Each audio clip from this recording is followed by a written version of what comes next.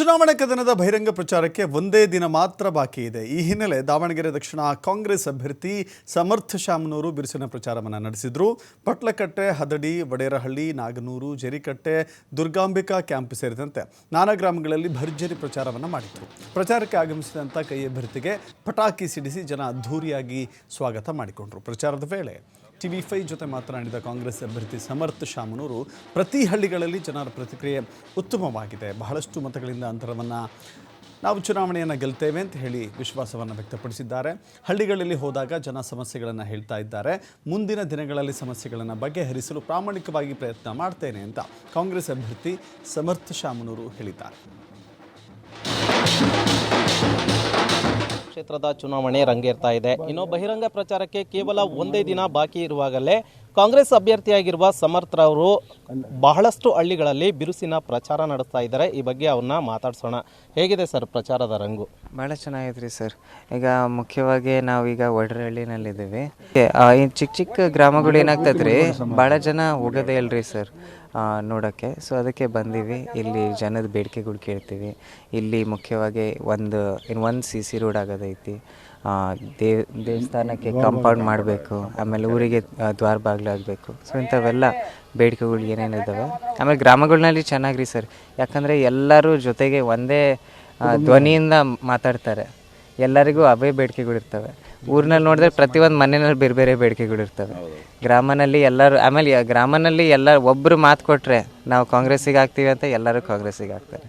Sir, ಆರಂಭದಲ್ಲಿ ಇದ್ದಂತಹ ಭಿನ್ನಶಮನ ಈಗಾಗಲೇ ಕಂಪ್ಲೀಟ್ ಕ್ಲಿಯರ್ ಆಗಿದೆ. ನಿನ್ನೆ ಜಮೀರ್ ಅಹಮದ್ ತಮ್ಮ ಮನೆಗೆ ಬಂದಿದ್ದಾರೆ.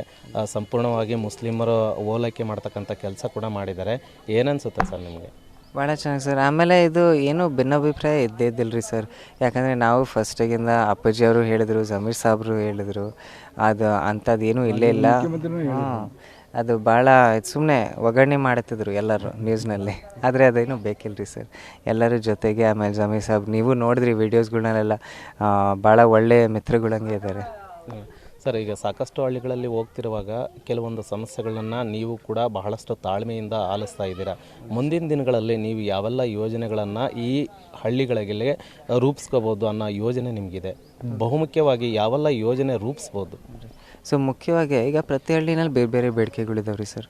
ಮುಖ್ಯವಾಗಿ ನೀವು ಹಳ್ಳಿ ಕಡೆ ಹೋದರೆ ಒಂದು ಏನು ತೆಗಿತಾರೆ ಅಂದರೆ ದೇವಸ್ಥಾನದ್ದು. ಎಲ್ಲ ಕಡೆ ಚೂರು ದೇವಸ್ಥಾನಗಳು ಇನ್ಕಂಪ್ಲೀಟ್ ಇರ್ತವೆ, ಇಲ್ಲಾಂದರೆ ಅದಕ್ಕೆ ಕಾಂಪೌಂಡ್ ಹಾಕಬೇಕು ಅಂತ, ಇಲ್ಲಾಂದರೆ ಅದಕ್ಕೆ ಬಣ್ಣ ಹೊಡಿಬೇಕು ಅಂತ, ಇಂಥವು. ಸೊ ಮುಖ್ಯವಾಗಿ ಆಮೇಲೆ ಹಳ್ಳಿನಲ್ಲಿ ಎಲ್ಲರೂ ಇದು ರೈತರ ಪರವಾಗಿ ಮಾತಾಡಬೇಕಂದ್ರೆ ಮುಖ್ಯವಾಗಿ ನೀರೇ ಮುಖ್ಯ. ನೀರಿಲ್ಲಾಂದರೆ ಏನೂ ಇಲ್ಲ. ಸೊ ಚಾನಲ್ ನೀರು ಬಿಡೋದು. ಈಗ ನಾವು ಏನು ಬಂದೀವಿ ರೀ, ಹದಡಿ, ಕುಕ್ವಾಡ, ಇಲ್ಲೆಲ್ಲ ಚೂರು ಡ್ರೈ ಲ್ಯಾಂಡ್ ಆಗಿಬಿಡ್ತೈತೆ ರೀ ಸರ್. ಕೈದಾಳು, ಇವೆಲ್ಲ ಡ್ರೈ ಲ್ಯಾಂಡು. ಸೊ ಚಾನಲ್ ನೀರು ಸರಿಯಾಗಿ ಟೈಮಿಗೆ ರಿಲೀಸ್ ಆಗಲಿಲ್ಲ ಅಂದರೆ ಭಾಳ ಕಷ್ಟ ಆಗ್ತದೆ ರೀ, ಎಸ್ಪೆಷಲಿ ಬೇಸಿಗೆ ಸಮಯನಲ್ಲಂತೂ. ಆಮೇಲೆ ಇಲ್ಲೆಲ್ಲ ನಮ್ಮವರು ಭತ್ತ ಭಾಳ ಜನ ಬಿಟ್ಟು ಅಡಿಕೆಗೆ ಹೋಗ್ತಿದ್ದಾರೆ. ಸೊ ಈಗ ಬೇಸಿಗೆನಲ್ಲಿ 3 ತಿಂಗಳು ನಾವು ಅಡಿಕೆ ಕಾಪಾಡಿದ್ರೆ ನಮಗೆ ಫಲ ಸಿಗ್ತೈತಿ, ಇಲ್ಲಾಂದರೆ ಅಲ್ಲೇ ಹೋಗ್ಬಿಡ್ತು ನಮ್ಮದು. ಸಾಕಷ್ಟು ಹಳ್ಳಿಗಳಲ್ಲಿ ಪ್ರಚಾರ ಮಾಡ್ತಾ ಇದ್ದೀರಿ. ಕಂಪ್ಲೀಟ್ ಓವರಾಲ್ ಆಗಿ ಹೇಳೋದಾದರೆ ಜನರ ಪ್ರತಿಕ್ರಿಯೆ ಇನ್ನು ನಾಳೆ ಒಂದು ದಿನ ಮಾತ್ರ ಪ್ರಚಾರಕ್ಕೆ ಬಾಕಿ ಇದೆ. ಓವರಾಲ್ ಹಳ್ಳಿಗಳಲ್ಲಿ ಜನರ ಪ್ರತಿಕ್ರಿಯೆ ಹೇಗಿದೆ ಸರ್? ಚೆನ್ನಾಗಿರಿ, ಜನ ಎಲ್ಲ ನಮ್ಮನ್ನು ಸ್ಪಂದಿಸ್ತಿದ್ದಾರೆ. ಪ್ರೀತಿ, ವಿಶ್ವಾಸ, ಆಶೀರ್ವಾದ ಎಲ್ಲದೂ ನಮ್ಮ ಪರವಾಗೈತಿ. ಆಮೇಲೆ ನನಗೇನು ಅನ್ಸುತ್ತೆ, ಈ ಸತಿ ಜಾಸ್ತಿ ಬಹುಮತಿಯಿಂದ ಹಳ್ಳಿ ಕಡೆ ಕಾಂಗ್ರೆಸ್ಸಿಗೆ ಸಪೋರ್ಟ್ ಸಿಗ್ತದೆ ರೀ ಸರ್. ಇದಿಷ್ಟು ಕಾಂಗ್ರೆಸ್ ಅಭ್ಯರ್ಥಿಯಾಗಿರುವ ಸಮರ್ಥ ಅವರ ಮಾತಾಗಿದೆ. ಕ್ಯಾಮ್ರಾಮನ್ ಸಿದ್ದು ಜೊತೆ ಮಹಾಂತೇಶ್, TV5 ದಾವಣಗೆರೆ.